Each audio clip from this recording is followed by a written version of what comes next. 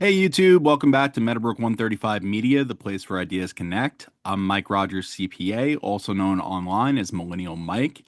Today we're going to try a new format. This is the first narrated essay from a series called Slightly Crypto Famous. The title on this one is The Room Before the Room. It is about conferences, crypto, power, status, narrative, and the rooms where the real industry sometimes reveals itself before the microphones ever turn on. So let's get into it. A brief note before we begin. Slightly Crypto Famous is a reflective narrative series combining storytelling and commentary on technology, markets, and industry culture. This presentation is narrative commentary. It is not investment advice. With that said, let's begin. The real conference begins before the conference. The first thing you learn about conferences in crypto is that the real ones begin before the conference begins. The official schedule usually starts around 9 in the morning. Panels, keynotes, moderated conversations about decentralization and the future of finance. But the real event starts earlier, in smaller rooms that never appear on the program. A door is slightly open. You find them by accident the first few times. A door is slightly open. Coffee already poured. A handful of people speaking quietly in the tone that usually means something real is being discussed. At the time, I did not realize this was the room that mattered. I was still new enough to believe the stage was the center of gravity. Gravitational order. Inside the room, nobody was performing yet. There were 10 or 12 people scattered around the table.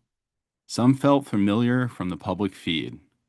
Others I only knew from articles or Twitter threads I had followed during long nights trying to understand how this industry actually worked.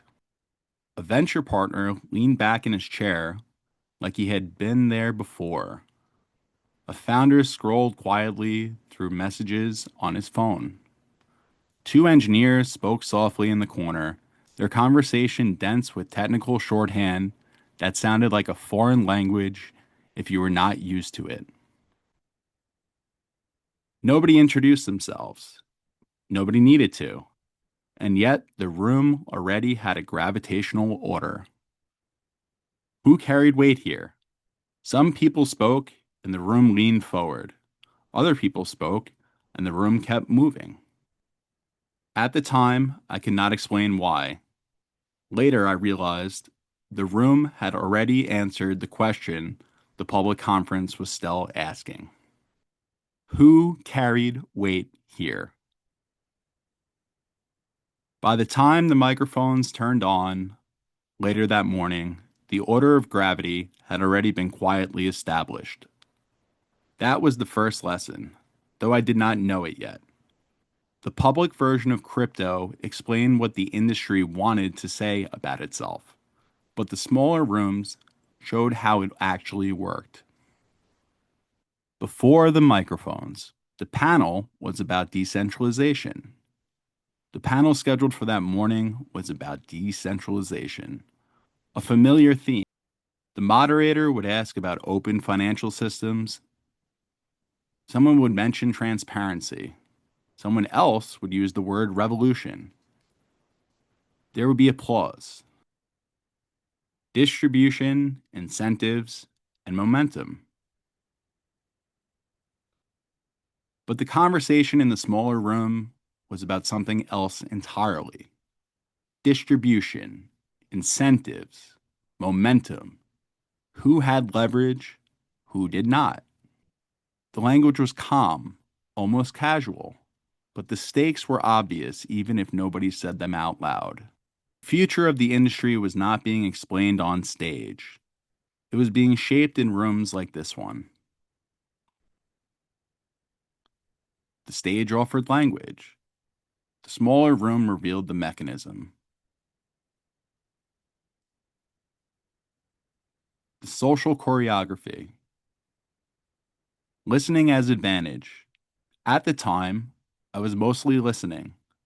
That turned out to be an advantage. I did not yet have the authority to control the conversation, and I did not have the reputation that required me to perform certainty, which meant I could watch. Small rituals. I could see who people deferred to, who interrupted who laughed a little too quickly at certain jokes, who grew quiet when a particular topic came up. You start noticing small rituals in rooms like that. Who receives a warm greeting versus a professional one? Who can make a joke that resets the energy of the room? Who can change the subject? And who cannot? Reputation acted like currency. The industry liked to talk about decentralization, but the social structure inside the room looked surprisingly familiar. Influence flowed in predictable directions. Reputation acted like currency. And the people with the most freedom in their voices were usually the ones who controlled the least.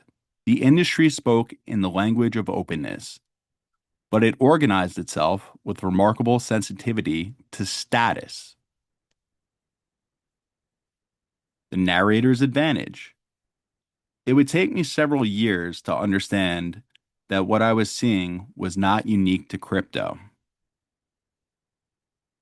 The room mattered, but even then, something in me knew the room mattered. Not because I controlled it, because I did not. Close enough to see the machinery. I was close enough to see the machinery, but not central enough to disappear inside it. That was the advantage of being slightly inside the system. Present enough to witness it, not yet important enough to be absorbed by it. The fracture.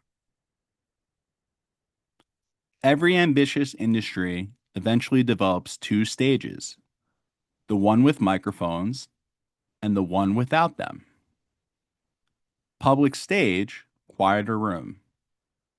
The public stage explains the future. The quieter room decides how that explanation will unfold. On stage, the subject was usually the future.